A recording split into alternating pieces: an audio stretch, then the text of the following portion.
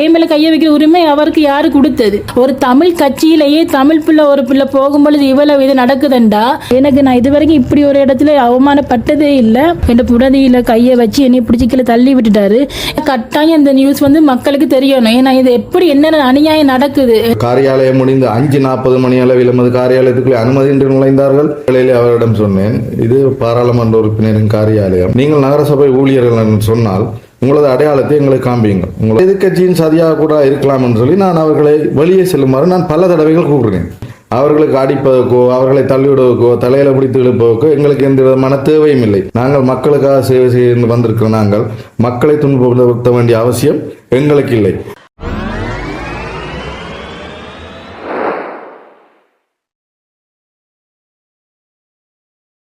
இலங்கையில மன்னார்ல இருந்து நேற்றைய தினம் மன்னார்ல இருக்கக்கூடிய நகரசபையில வேலை செய்யக்கூடிய ஒரு பெண் ஒருவர் மீது அரசியல் கட்சியினுடைய ஒரு அலுவலகத்துல வச்சு தாக்குதல் நடத்தப்பட்டதாக சொல்லப்பட்டிருக்குது.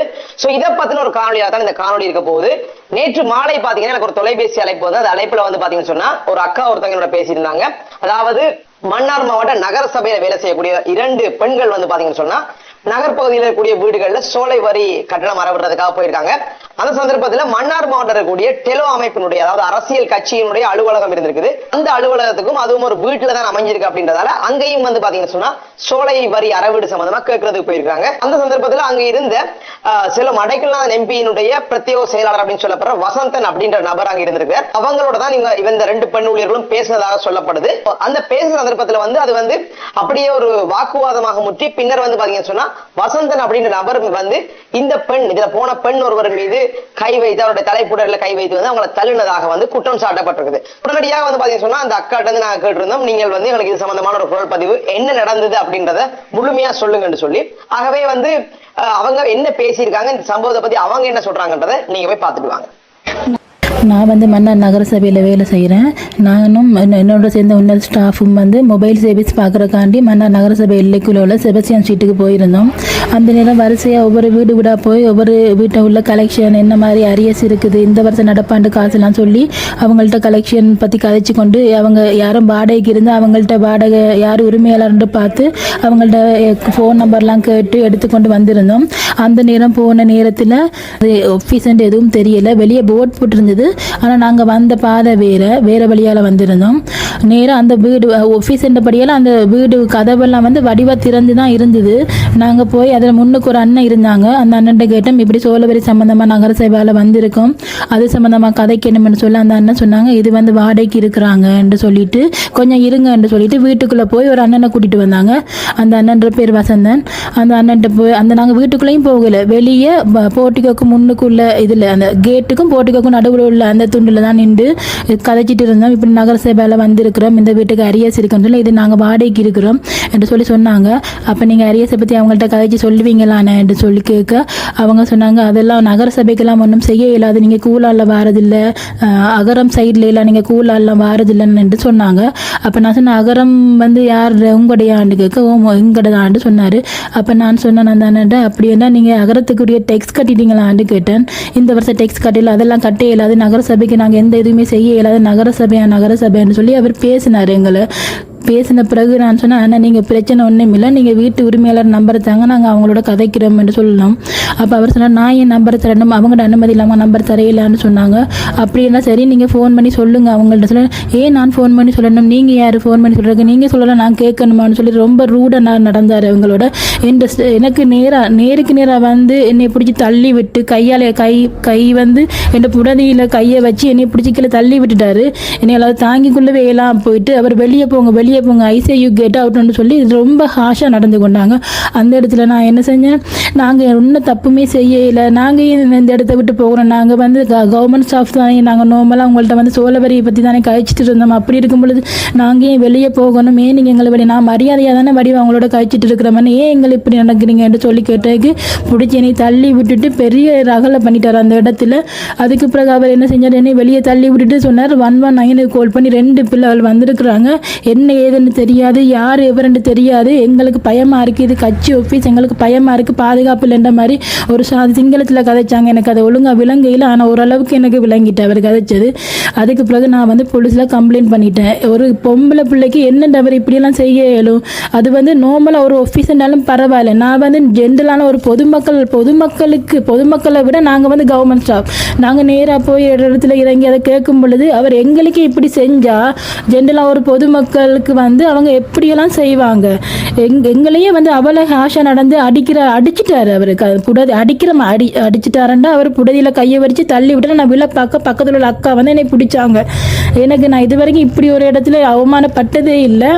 எனக்கு இதை தாங்கி கொள்ள இல்லாமல் எனக்கு சரியான கஷ்டமாயிட்டு. ஒரு பொம்பளை பிள்ளைகளுக்கு கையை வைக்கிறது சட்டப்படி குற்றணும். இது மக்களுக்கு கட்டாயம் இந்த விஷயம் தெரியணும். ஒரு கட்சி, இது நார்மல் ஆஃபீஸோ வேறு இடம்னாலும் ஒரு வீடுனாலும் பரவாயில்ல, ஒரு கட்சி ஆஃபீஸ்லேயே இப்படி ஒரு பொதுமக்களுக்கு இப்படி நடக்கும் பொழுது இவங்க நாட்டு மக்களை என்ன செய்வாங்கன்னு எனக்கு என்ன தெரியல. நான் இதை வந்து வெளிக்கொண்டு வரணுமென்றதுக்காண்டி தான் இந்த ரெக்கார்டையே இவங்களுக்கு நான் செய்கிறேன். என்னையால் பொறுத்து கொண்டு சும்மா இருக்கவே இயலாமல் இருக்குது.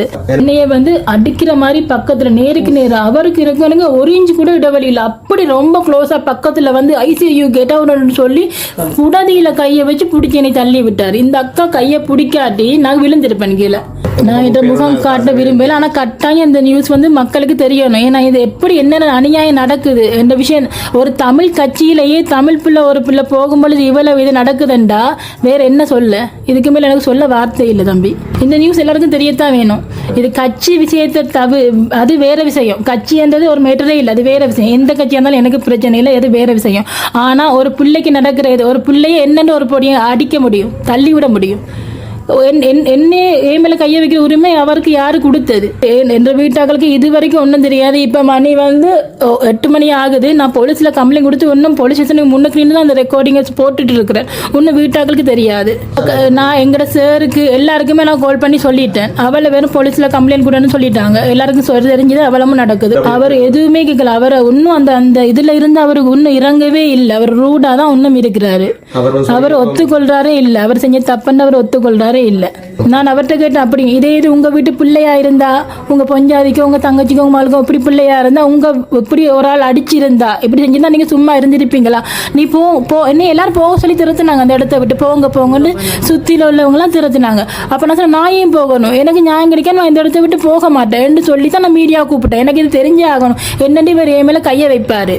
அவர் சொல்றாரு, அதுக்கு எங்க வீட்டாக்கெல்லாம் இப்படி தெரிய மாட்டாங்கன்னு சொல்றாரு. அப்ப நாங்க ஸ்டாஃப் இப்படி அதுவும் அநாகரிகமான கதை. ஆபீஸ் டியூட்டில உள்ள ஒரு அளவரை அடிச்சிருக்கிறார். அடிச்சா அவர் தள்ளி இருக்கிறார். அது சீரியஸா அரசியல் கட்சின்னு எனக்கு தெரியவே தெரியாது. வெளியே எல்லாம் செஞ்சு நீங்க யார் என்ன இருக்கு நான் அடைக்கலாம் சொல்லு அவர் தான் சொன்னார். எனக்கு அது வரைக்கும் அது என்ன ஆபீஸ்ன்றே தம்பி தெரியாது. எனக்கு அடைக்கலாம் எனக்கு அது தெரியாது தம்பி. உண்மையாவே ஒரு போய் வந்து ஒரு ஆம்பளை வந்து அந்த பிள்ளைட அனுமதி இல்லாம என்னென்ன அடிப்பார் அவர். எனக்கு உண்மை அதுல 4-5 பேர் இருந்தாங்க. ஆனா அந்த 4 பேரும் எனக்கு சப்போர்ட் பண்ணாங்களும் தெரியாது. என்னோட வந்து இந்த அக்கா தான் சப்போர்ட். எனக்கு எவிடன்ஸ் இருக்கு தம்பி கையில். நான் வீடு விடா போனவங்கள்ட்ட சைன்லாம் வாங்கியிருக்கணும். பாருங்க, இங்கே பாருங்க, பே பண்ணியிருக்கிறோம், சைன் வாங்கியிருக்கோம் தான். அங்கே அகரம்னு சொல்லி நான் இதில் எழுதினேன். அகரமா அப்போ ஏன்னா ட்ரேட் லைசன்ஸ் பிரச்சனை இருக்கு, அதையும் பார்க்கணும்னு நான் எழுதினேன். நோட் பண்ணுறியா நீ என்று சொல்லி தான் அவர் ஆரம்பிச்சார். 5:15க்கும் 5:35 அந்த டைமுக்குள்ள நடந்தது. டைம் அவர் என்ன தெரியாது. நாங்கள் அந்த வெளிக்கூட்ட போன டைம் 5 மணி. நாங்கள் இங்கேருந்து போனோம். அருணோதயால இருந்து அப்படியே போய் அந்த ஒழுங்கைக்குள்ளே போனோம். அதுவும் செபஸ்டியன் ஸ்ட்ரீட்டோட வர ஒழுங்கு தான். அந்த ஒழுங்கைக்குள்ளே போகும்போது நடந்தது. அப்போ அந்த டைம் வந்து அக்குரேட்டா தெரியாது. ஆனால் இந்த டைமுக்குள்ள அது நடந்தது. இவ்வளவும் எனக்கு இன்னும் எங்கள் வீட்டாக்களே தெரியாது. இது தெரிஞ்சா என்ன நடக்கும்னு எனக்கு தெரியாது. இனி போய் தான் எங்கள் வீட்டாக்களே சொல்லணும். பாதிக்கப்பட்ட பெண் என்ன சொன்னாங்கன்றதை நீங்க பாத்துருப்பீங்க. அது சம்பந்தமான கருத்துக்களை சொல்லுங்க. தொடர்ச்சியாக நாங்க ஒரு பக்கம் மட்டும் கேட்க கூடாது. அதாவது இந்த அக்கா பாதிக்கப்பட்டன்னு சொன்னா கூட உண்மையிலேயே அந்த குற்றம் சுமத்தப்பட்ட நபர் வந்து இந்த விஷயத்தை செஞ்சிருக்கிறாரா, அவர் ஏற்றுக்கொள்றாரா, இப்படி ஒரு விஷயம் நடந்தது அப்படின்றத கேட்கறதுக்காக வசந்தன் அப்படின்னு சொல்லப்படுற நபரையும் வந்து நாங்கள் வந்து தொடர்பு கொண்டிருந்தோம். அவர்கிட்டையும் கேட்டிருந்தோம். இப்படி ஒரு சம்பவம் நடந்ததாக குற்றம் உங்கள் மேல் சாட்டப்பட்டிருக்குது. இதை பத்தி நீங்க என்ன நினைக்கிறீங்க, இதை பத்தி உங்களோட கருத்துக்கள் என்ன அப்படின்றத வந்து நாங்க கேட்கணும்ன்றதுக்காக அவரையும் நாங்க தொடர்பு கொண்டு ஒரு குரல் பதிவு எடுத்துக்கொண்டாங்க. சோ அந்த குரல் பதிவுல பாத்தீங்கன்னு சொன்னா அவர் என்ன சொல்றாரு அப்படின்றத இப்ப போய் பார்த்துக்கலாம். நேற்று பின்னேரம் 5:40 அளவில் 2 பெண்கள் எமது காரியாலயத்துக்குள் எமது அனுமதியின்றி நுழைந்து நாங்கள் நகரசபை ஊழியர்கள் சோலை வரி சேர்ப்பதற்காக வந்திருக்கோம் என்று சொன்னார்கள். நான் அவ்வேளையிலே அவரிடம் சொன்னேன், இது பாராளுமன்ற உறுப்பினரின் காரியாலயம், இது வாடகைக்கு நாங்கள் இருக்கின்றோம். நீங்கள் இந்த வீட்டின் உரிமையாளர் தான் இந்த சோலை வரி தொடர்பாக நீங்கள் தொடர்பு கொள்ள வேண்டும். எனவே அவரை நீங்கள் தொடர்பு கொள்ளுங்கள். இப்போது காரியாலயத்தில் யாரும் இல்லை, நாங்கள் அதுக்குரிய ஆக்களும் இல்லை. நான் பாராளுமன்ற உறுப்பினர் செயலாளர், மன்னார் மாவட்ட பொறுப்பாளர். எனவே நீங்கள் நாளை காலை அதை வந்து நீங்கள் பெற்றுக்கொள்ளலாம் என்று நான் அவர்கிட்ட சொன்னேன். இல்லை நீங்கள் நம்பரை தாருங்கள், நாங்கள் இப்போது கதைக்கணும் என்று சொன்னார்கள். நான் சொன்னேன், என்னிடம் இல்லை, பாராளுமன்ற உறுப்பினரிடம் தான் அந்த உரிமையாளரோட தொடர்பு இருக்கிறது. எனவே அவரோடு நீங்கள் நாளை வந்து தொடர்பு கொள்ளுங்கள் என்று. இப்போது நீங்கள் பாராளுமன்ற உறுப்பினருக்கு தொலைபேசியில் அழைத்து எங்களுக்கு அந்த நம்பரை பெற்று தாருங்கள் என்று சொன்னார்கள். நான் சொல்றேன், அவ்வாறான நீங்கள் சொல்வது போல் நான் அப்படி நம்பரை உங்களுக்கு பெற்றுத்தர முடியாது இந்த தருணத்திலே, அதனால நீங்கள் நாளை வாருங்கள் என்று நான் சொன்னேன். சொல்லும் பொழுது அவர்கள் என்னோடு முரண்பட்டார்கள். இல்லை, நீங்கள் தரத்தான் வேண்டும் என்று. அப்போது நான் கேட்டேன் அவரிடம், நீங்கள் நகரசபை ஊழியர்கள் என்று சொன்னால் உங்களது அடையாளத்தை எங்களுக்கு காண்பியுங்கள். உங்களது அடையாள ஐடி, அடையாள அட்டையோ அல்லது நகரசபையிலிருந்து நீங்கள் வருவதாக ஒரு கடிதமோ ஏதாவது ஒன்றை காண்பிங்கள். அதையும் அவர்கள் காண்பிக்க தயாராகவில்லை, அதை காண்பிக்கவும் இல்லை. அப்போது இது அரசியல் காரியாலயம், இங்கே அரசியல் நடக்கின்ற ஒரு காரியாலயம், இங்கு பலதரப்பட்ட பிரச்சனைகள் எங்களுக்கு ஏற்படலாம். ஆனால் எதிர்கட்சியின் சதியாக கூட இருக்கலாம் என்று சொல்லி நான் அவர்களை வெளியே செல்லுமாறு நான் பல தடவைகள் கூறுகிறேன். கூறியும் அவர்கள் வெளியே செல்ல தயாராக இல்லை. அப்பொழுது நான் இலங்கை போலீசின் 119 அவசர அழைப்பை ஏற்படுத்தி இருவர் எமது காரியாலயத்தில் வந்து தகராறு பண்ணி கொண்டிருக்கிறார்கள் என்று நான் அவர்களிடத்தில் நான் ஒரு முறைப்பாடை தெரிவித்த பிற்பாடு இவர்கள் வெளியே சென்றார்கள். வெளியே சென்று போலீஸ் நிலையத்தை முறைப்பாடு செல்வதாக சென்றார்கள். நானும் உடனே போலீஸ் நிலையத்தில் சென்று இப்படியான பிரச்சனை, இவர்கள் இருவர் வந்தார்கள், இப்படி அடையாளத்தை காண்பிக்கவில்லை, யாரென்று எங்களுக்கு தெரியாது, நகரசபை ஊழியர் என்று சொன்னார்கள். அதுவும் காரியாலயம் முடிந்து 5:40 மணி அளவில் எமது காரியாலயத்துக்குள்ளே அனுமதியின்றி நுழைந்தார்கள். எனவே நானும் அவர்களுக்கு எதிராக முறைப்பாடை நான் தெரிவித்திருக்கேன் காரியாலயத்திலே, போலீஸ் நிலையத்திலே. இப்போ அதுக்குரிய சட்ட நடவடிக்கைகளை போலீஸ் எடுக்கும். அவர்களுக்கு அடிப்பதற்கோ அவர்களை தள்ளிவிடுவதற்கோ தலையில பிடித்து இழுப்பதற்கோ எங்களுக்கு எந்த விதமான தேவையும் இல்லை. நாங்கள் மக்களுக்காக சேவை செய்து வந்திருக்கிற நாங்கள் மக்களை துன்புறுத்த வேண்டிய அவசியம் எங்களுக்கு இல்லை.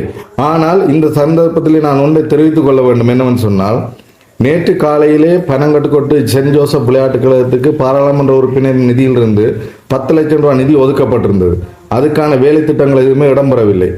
நான் பிரதேச செயலாளரிடம் தொடர்பு கொண்டு கேட்கும் பொழுது அவர்கள் சொன்னார்கள், நாங்கள் நகரசபைக்கு சம்பந்தப்பட்ட ஆவணங்கள் அனைத்தை அனுப்பிவிட்டோம், அவர்கள் எந்த விதமான நடவடிக்கை எடுக்கவில்லை, அவர்களை தொடர்பு கொள்ளுங்கள் என்று. நான் உடனே சென்ட் ஜோசப் விளையாட்டுக் கழகத்தை அழைத்து கொண்டு நகரசபையில் சென்று செயலாளரிடம் இதை பற்றி வினாவி, இந்த ஆவணங்களை நீங்கள் பெற்றிருக்கிறீர்கள், ஏன் ஒரு நடவடிக்கை எடுக்கவில்லை என்று கேட்ட பொழுது அவர் தடுமாறிக்கொண்டு ஆவணங்கள் அங்கே இருக்கிறது இங்கே இருக்கிறது என்று ஓடி திரிந்தார்கள். பிற்பாடு நான் உடனே பார்த்து இதை செய்கிறேன் என்று என்னிடம் உறுதியளித்தார்கள். நான் அதன் அடிப்படையில் நான் வந்துவிட்டேன். அதன் பின்னரம் திருப்பி அவர்கள் பிரதேச செயலகத்திலே அந்த ஆவணத்தை பெற்று அதுக்குரிய நடவடிக்கை எடுத்தார் என்று நான் கேள்விப்பட்டேன். நாங்கள் அவரது காரியாலயத்துக்கு சென்று இவ்வாறு வினவியதன் காரணமாக ஒரு சதி நடவடிக்கையாக கூட எங்களை ஒரு பிரச்சனையில விளைவிக்க வேண்டும் என்றதுக்காக கூட இவ்வாறான ஒரு பிரச்சனை ஏற்பட்டிருக்கலாம் என்று நான் இந்த சந்தர்ப்பத்தில் சந்தேகம் தான் அடைகிறேன். உறுதியாக என்னால் கூற முடியாது. எனவே யாராவது உங்களது ஆபீஸ் காரியாலய பிரச்சனை சம்பந்தமாக நீங்கள் கதைக்க வேண்டும் என்று சொல்லி சொன்னால், காரியாலய நேரம் வந்து காலையில் 9 மணியிலிருந்து பின்னேரம் 5 மணி வரையும். நீங்கள் 5:40க்கு அதுவும் ஆண்கள் தனியாக எமது காரியாலயத்திலே இருக்கின்ற வேளையிலே நீங்கள் வந்து இவ்வாறான ஒரு தகராறை செய்ய வேண்டிய தேவை என்ன என்றுதான் எனக்கு தெரியவில்லை. நான் ஒரு காலமும் பெண்களை தலையில் கை வைத்து தள்ள வேண்டிய அவசியம் இல்லை. ஆண்களாக இருந்தால் சொல்லியிருக்கலாம், தள்ளி இருப்பேன், வெளியே போங்க. நான் அவர்களிடம் பலமுறை நான் சத்தமிட்டு சொன்னேன், வெளியே போங்கள் என்று.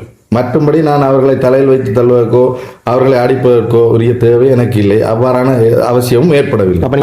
நான் மறுக்கிறேன். அதுக்குரிய ஆவணங்கள் இருந்தா அல்ல வீடியோ பதிவு இருந்தா சாட்சியில அவைகளை சமர்ப்பிக்க சொல்லுங்க. வழக்கு போட்டிருக்கேன் எங்கட காரியாலயத்தில் எங்கட அனுமதியின்றி பின்னேரம் 5:40க்கு பெண்கள் உள்நுழைந்து பிரச்சனை பண்ணியிருக்கிறார்கள். அவர்கள் எங்களுக்கு யாரென்றே தெரியாது, அடையாளம் தெரியாது என்று நானும் போலீஸ் நிலையத்தை முறைப்பாடு செய்திருக்கேன். குற்றம் சாட்டப்பட்ட நபர் என்ன சொன்னார் அப்படின்றத கேட்டிருப்பீங்க. ஒரு ஆள் சொல்றாங்க என்ன வந்து தள்ளி விட்டாங்க, என்ன அடிச்சுட்டாங்க அப்படின்னு சொல்லி. இன்னொரு நபர் சொல்றாரு நான் பெண்ணின் மீது கை வைக்கிறது இல்ல, நான் அடிக்கல அப்படின்னு சொல்லி. இந்த விஷயம் வந்து பாத்தீங்கன்னா மன்னார்ல இருக்கக்கூடிய போலீஸ் நிலையத்துல வழக்கு பதிவு, அதாவது அவர்கள் மீது முறைப்பாடு கொடுக்கப்பட்டிருக்கு. 2 தரப்புமே மாறி மாறி முறைப்பாடு கொடுத்திருக்காங்க. ஒரு நபர் வந்து, அதாவது இந்த பாதிக்கப்பட்ட பெண் வந்து பாத்தீங்கன்னு சொன்னா, இப்படி இவர் வந்து என்ன தள்ளி விட்டுட்டார், நாங்கள் சோலை வரி வாங்க போனோம் நடந்துட்டு அப்படின்னு சொல்லி ஒரு வழக்கு அவர்கள் மேல் போட்டிருக்காங்க. அதே மாதிரி பாத்தீங்கன்னு சொன்னா குற்றம் சாட்டப்பட்ட நபர் தங்களுடைய அரசியல் அலுவலகத்துல, கட்சி அலுவலகத்துக்குள்ள வந்து இவங்க அத்துமீறி நுழைஞ்சிட்டாங்க அப்படின்ற மாதிரி அவர்கள் மேலும் ஒரு வழக்கு போடப்பட்டிருக்கு. 2 வழக்குகளும் போடப்பட்டிருக்குது. இதே மாதிரி பாத்தீங்கன்னா இன்னொரு விஷயத்துல சொல்லணும் என்னன்னு சொன்னா, ஒருவேளை வசந்தன் அப்படின்னு சொல்லப்படுற நபர் வந்து பாத்தீங்கன்னு சொன்னா இந்த பெண்ணின் மீது கை வைத்திருந்தால் அதை நாங்கள் வன்மையாக கண்டிக்கிறோம். அதே மாதிரி ஒருவேளை வசந்தன் அவர்கள் சொல்லக்கூடிய மாதிரி அரசியல் லாபத்தோடயோ இல்லாட்டி ஏதாவது ஒரு அரசியல் நோக்கத்தோட இவங்க வந்து ஒரு பொய்யான குற்றச்சாட்டு அவர் மீதோ இல்லாட்டி சேலோ இயக்கத்தின் மீதோ வைத்திருந்தாங்கன்னு சொன்னா அதையும் நாங்கள் வன்மையா கண்டிக்கிறோம். இன்னும் ஒரு விஷயத்தை நாங்க இதுல சொல்லணும் என்னன்னு சொன்னா, நாளைய தினம் பாத்தீங்கன்னு சொன்னா நகரசபை வேலை செய்யக்கூடிய எல்லா ஊழியர்கள் நகரசபையால வந்து பாத்தீங்கன்னு சொன்னா ஒரு ஆர்ப்பாட்டம் ஒன்று இடம்பெற போற சொல்லியிருக்காங்க. என்ன சொன்னா இப்படி ஒரு அரசியல் அலுவலகத்துல இவங்க தங்களுடைய வேலை செய்ய போன சந்தர்ப்பத்துல இப்படி ஒரு விஷயம் நடந்திருக்கு அப்படின்றதால இதை அவங்க கண்டிச்சு ஒரு கண்டன ஆர்ப்பாட்டம் ஒன்று நாளைய தினம் அவர்கள் செய்ய போறாங்க அப்படின்ற தகவலும் கிடைச்சிருக்குது. சோ இந்த காணொலிய 2 பேருடைய குரல் பதிவை நீங்க பார்த்த பிறகு உங்களுக்கு என்ன தோணுது, உங்களுடைய கருத்துக்களை மறக்காம கீழே கமெண்ட்ல சொல்லுங்க. நடந்த சம்பவத்துல யார் பக்கம் தவறு இருந்தாலும் அதையும் நாங்கள் வன்மையா கண்டிக்கிறோம் அப்படின்னு சொல்லிக்கொண்டு இந்த வீடியோவை முடிச்சு கொள்றோம். நன்றி.